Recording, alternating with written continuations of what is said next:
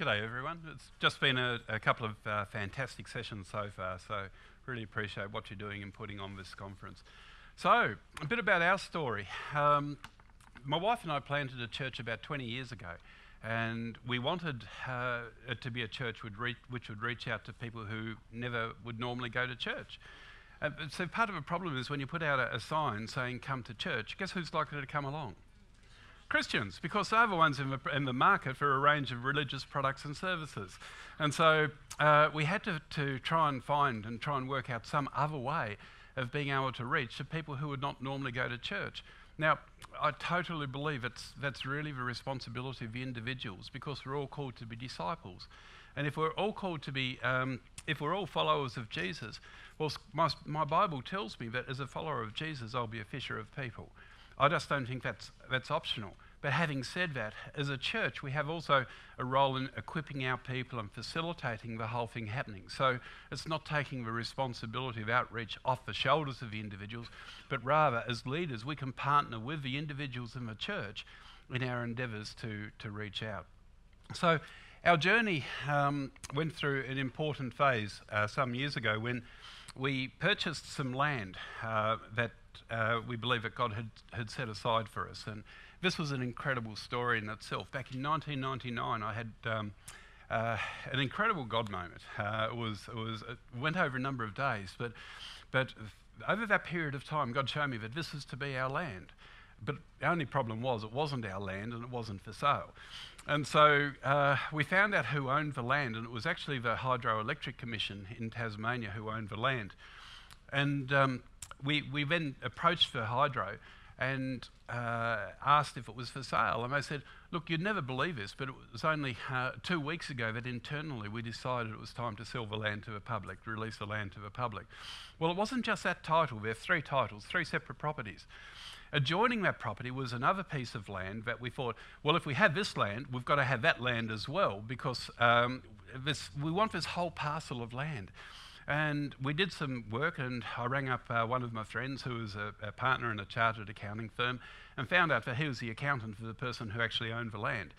And we approached them wanting to know if they'd be prepared to sell the land to us. And the businessman's attitude was, well, wasn't really interested in selling the land, but I suppose I can. And so it fell into our hands for a pittance. And then there was a house that we then used as our church offices and still do, that was on the highway. And again, of course, that wasn't for sale, but we realised that we really wanted this land and had a real sense of needing to pray that the people's hearts would be softened. And so every time we had a small group meeting or whatever, we just spent a bit of time in prayer, praying that the people's hearts would be softened. And then I noticed one day there was no sense of, like, the compulsion to pray was gone. And so we got in touch with the real estate agents, and the real estate agent then cold called the people one Thursday night. And he then rang me up the next day, and this was a guy who'd been in the real estate industry for 20 or 30 years. And he said, Tim, in all my years in the industry, I've never had an occasion like that. He rang them on Thursday night to see if they'd be interested in selling their property. And the response that he got was, well, no, we're not really interested. But 2 nights ago, Tuesday night, my wife and I were discussing what would we do if someone out of the blue approached us wanting to buy the land. And they'd already decided they didn't really want to sell the land, but they'd be prepared to. And so for us, the whole 10 acres fell into our hands for $350,000, which was absolutely incredible. And God had given us a vision for this land. It wasn't to build a church building as such, but it was to build a place through which we could do ministry.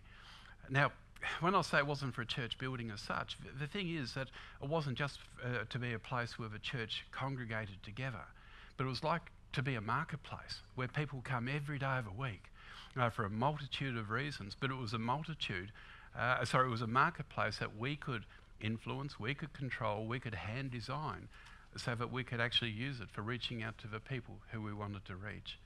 Now, I'm just going to show you a video which will go for about 13 minutes. One of my sons put this together last December, just before our Christmas service, and it doesn't show the totality of what we do, but it shows a good portion of what we do. So I just invite you to sit back and relax and have a cup of coffee or whatever and enjoy the video, and then I'll come back again. Well, here we are in 2014, so see you, and said see you in 2014. You know, one of the incredible things is, that happens at the Tailrace Centre is that, by the way, we didn't talk about it much in that clip, but we're so biblically based. Everything we do, we're into, you know, introducing kids or adults or whatever to Scripture. But we have more kids that go through programs midweek that hear Bible stories than we do on the weekend.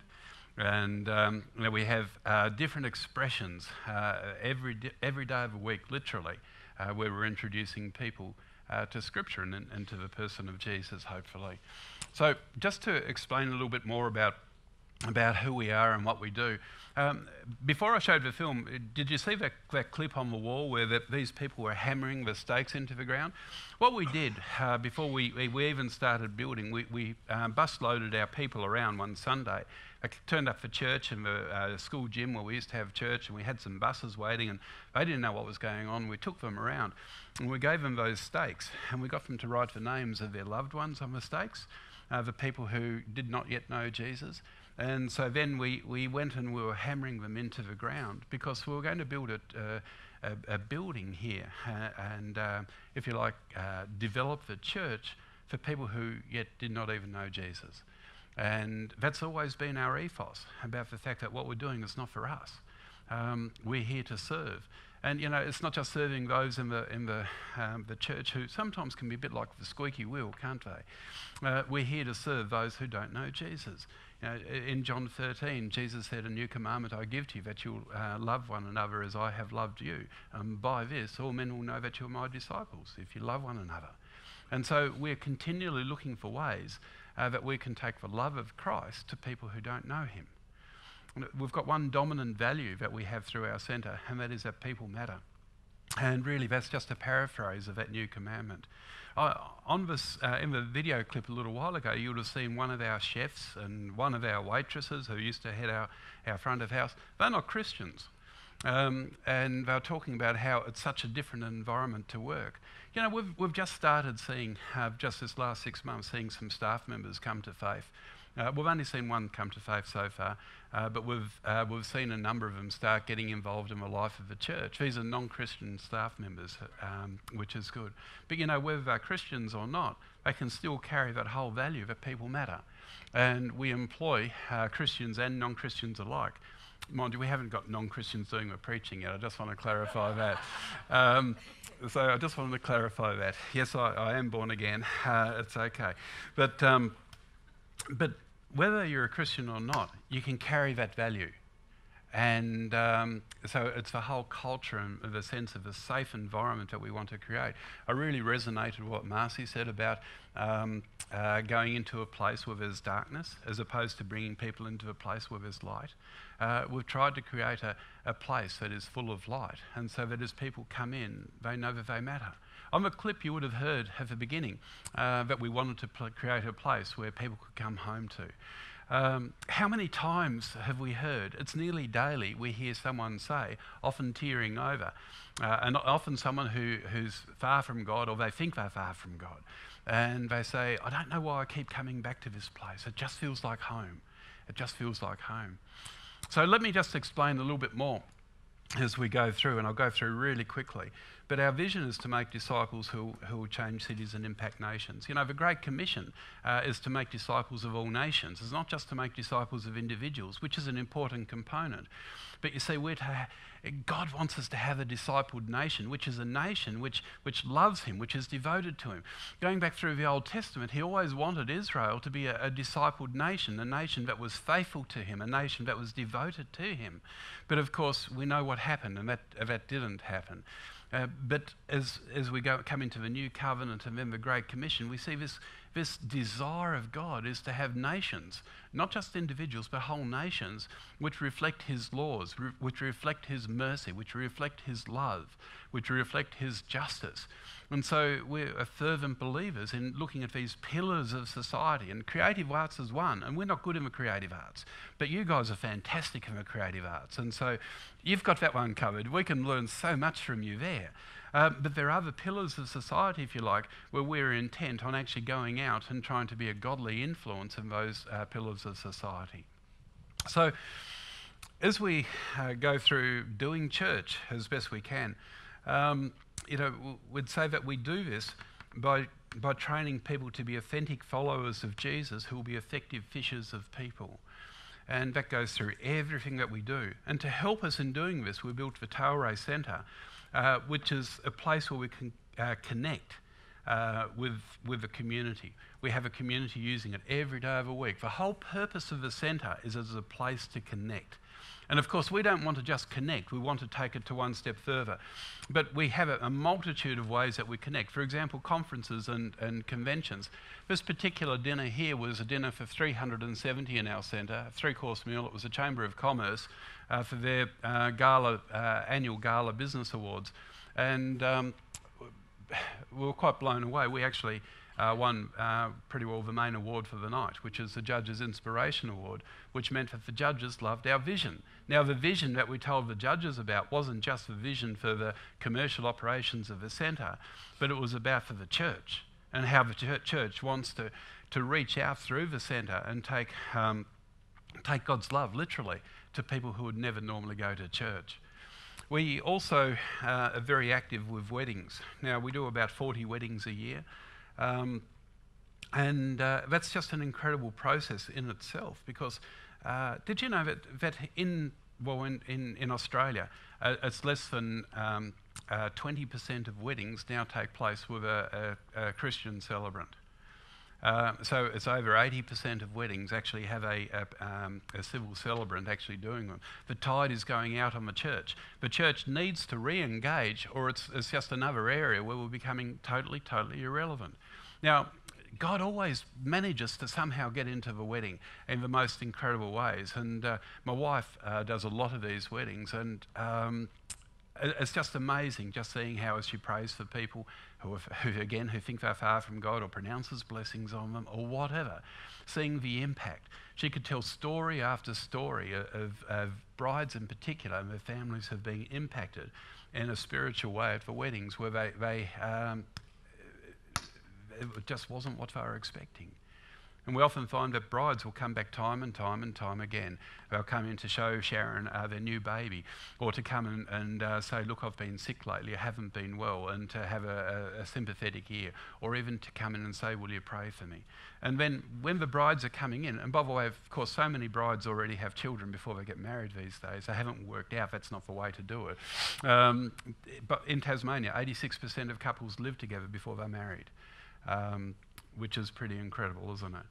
And so when we've got the brides with young children, time and time again, we find that these children and their brides have the opportunity to get involved in our play groups and our mothers groups and things like that.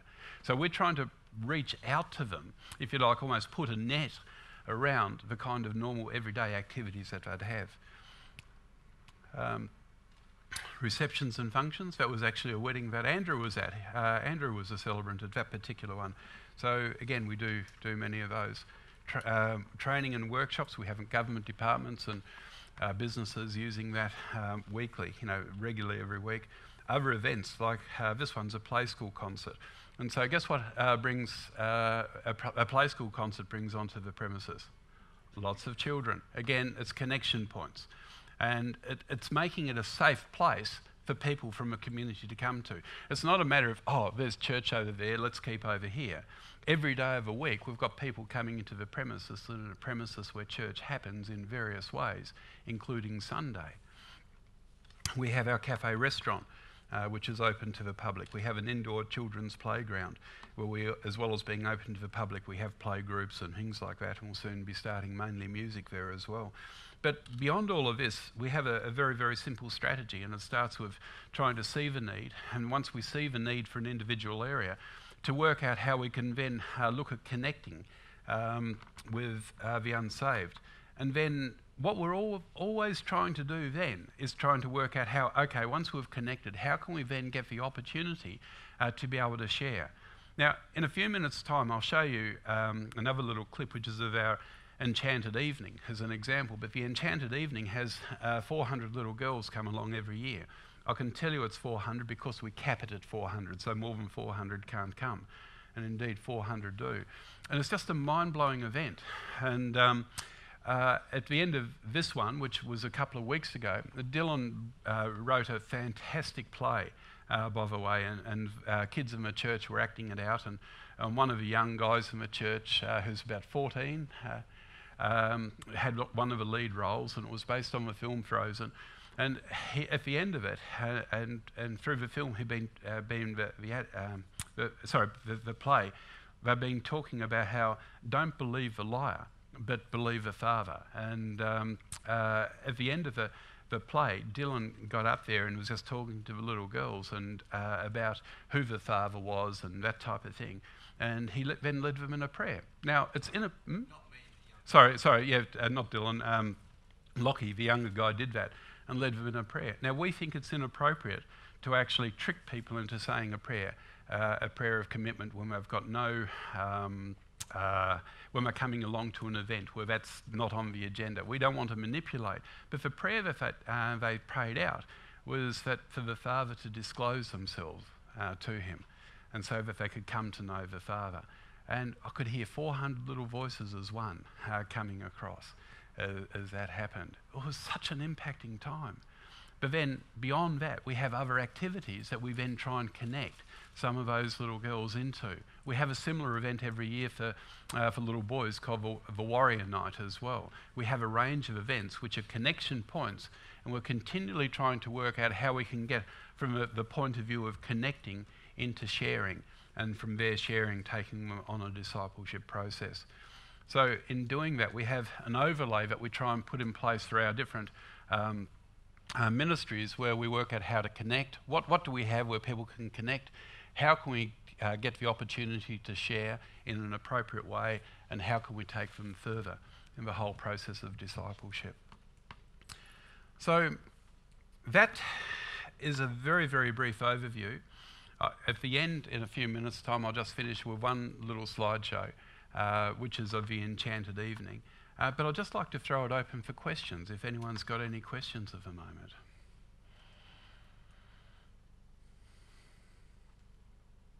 No questions? Yeah. How do you find the balancing act of volunteer versus paid people inside of a centre that obviously takes a lot of staff to run? Yeah, that's really interesting. In case you couldn't hear, the question is, how do you find the balancing act between paid staff and volunteers? Most of the work's done by paid staff. On the average fortnight, we have over 30 on the payroll. And that's because of a range of what you could call commercial activities that we're actually doing. But then what gets really blurred is where commercial activities start and end, and where church starts and ends. For example, we've actually got two children's pastors. There's Dylan, and also there's a lady called Alana.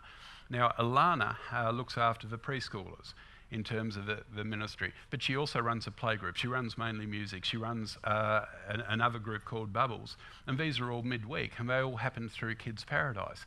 And so what we're actually doing is using the commercial activities, if you like, to fund someone into full-time ministry, or I should say 7 days a week, but perhaps I might get into trouble if I say that. We occasionally give her a day off. But so we've really blurred that. Where we use volunteers is for things surrounding the church service, for example. By the way, 63% of our church currently are volunteering, actively volunteering in some way. When we have major events like the Enchanted Evening, we have over 100 volunteers at something like that. When we have what we call our date night, parents come along for a beautiful 3-course meal. We have up to 30 or 40 volunteers looking after the children in Kids Paradise so they can enjoy an uninterrupted meal. So we'll use the volunteers for things like that.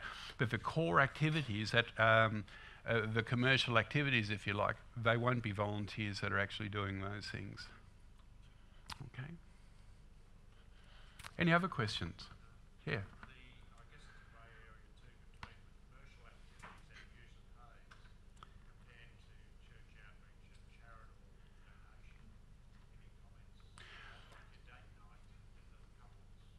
Yeah, the couples pay for the date night. It's $40 through a 3-course meal, but there's nothing for the childcare. And so on the commercial activities, because we want to stay viable, we have certain ratios and certain figures that must be met. For example, the food that is made, someone's got to pay for that, and there is a pricing formula that we actually have there. So what we try and do is provide ways of providing really, really great value. For example, a children's playground we have generally, every time a child will go in there, it's $8.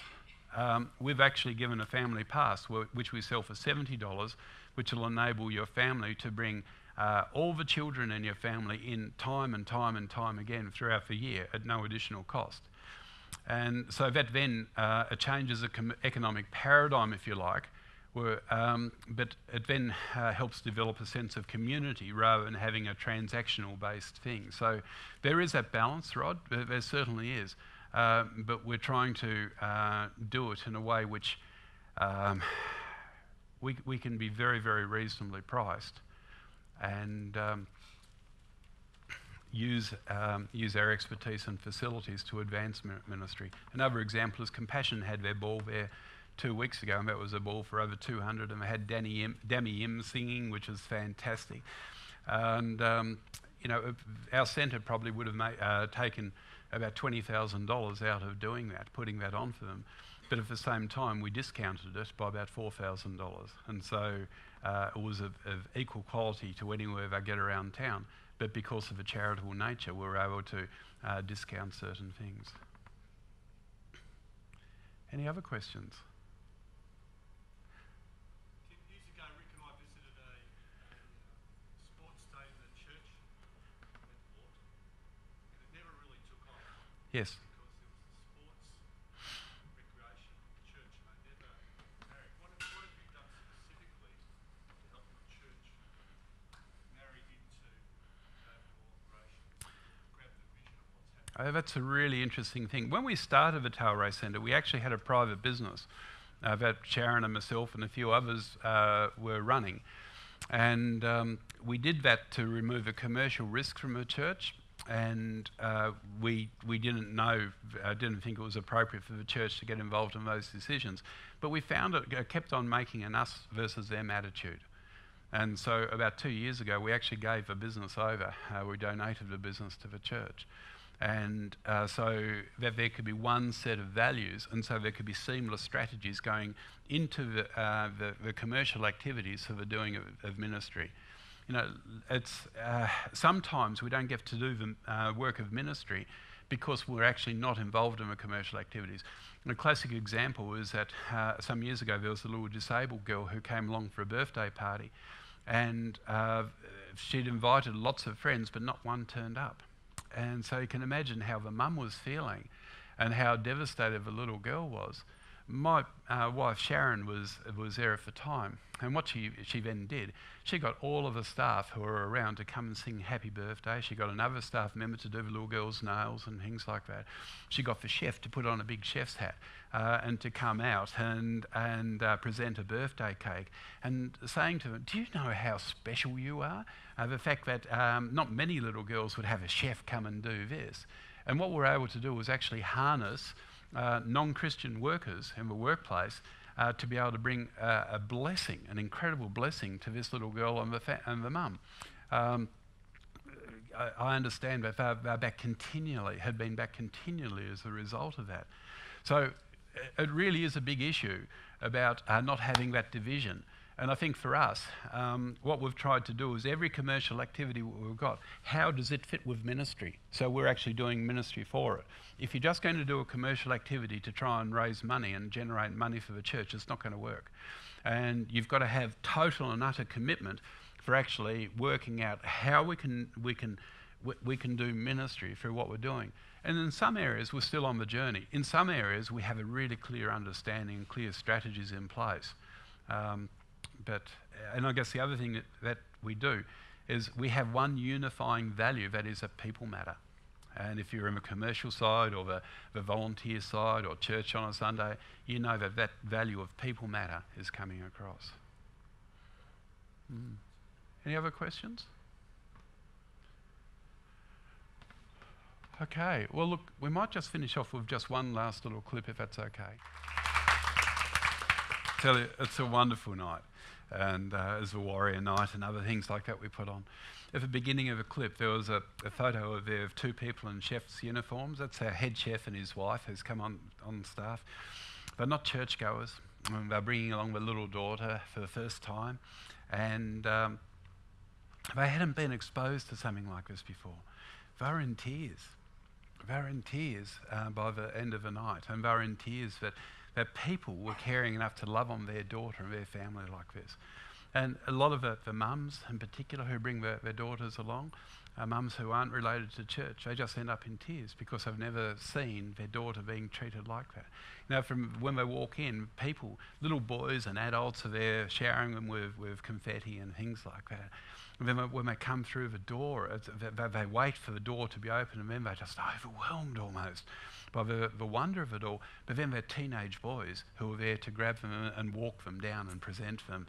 And part of that's also teaching girls how to be treated by boys, and teaching the boys how to honour the girls. And some of them come from really rough backgrounds. Like this year we had, Dylan could probably tell me, I don't know how many, but we had a lot of girls who were sponsored to come along. We charge $15 a girl to come along, by the way. And that's just purely to cover costs. But some of them were sponsored to be able to get nice dresses and things like that. And some of these girls come from totally non-church backgrounds where they've had horrific life stories. And so some of the chaplains helped us be aware of these particular girls. And generous people just reached out wanting to give money to be able to enable them to come along and be blessed. Now, just in finishing, the church in Acts chapter 2 the description finishes in verse 47, where it said, they earned the favour of the people, and many more were added to their number every day. You know, for us as a church, we have to be engaged with our community if we are to earn the favour of the people. I am almost overwhelmed by the sense of support from a non-church community that we're encountering at the moment. That was on the Friday night. I won't tell you what we did on the Saturday. Oh yeah, I will. On Saturday, the Tasmanian Wrestling Championships was in that room. You might guess that there was a big makeover. You know, we packed the whole room down by 10:30 that night, and they came in and set up the rinks. And one of the big beefy guys went flying out of a ring, and he ended up landing on the floor and putting a hole in the blinking thing. But then on Sunday, it was back to church as normal. Except we also have a Mother's Day buffet on, and we had 400 for the Mother's Day buffet on that day. So it was a big weekend, exhausting weekend, but at the buffet we had comment after comment from non-church going people saying, we love what you do. We come here time and time again because we so much want to support you and believe in what you do. And you know, I believe that we're a church, and I'm sure many others around the country are in a position where it's like a tidal wave of support from a non-church community is coming our way. And we're earning the favour of the people. And I look forward to continuing to be able to carry the good news of Jesus so that we do see breakthroughs and seeing more and more coming to faith every day. Okay, thank you very much.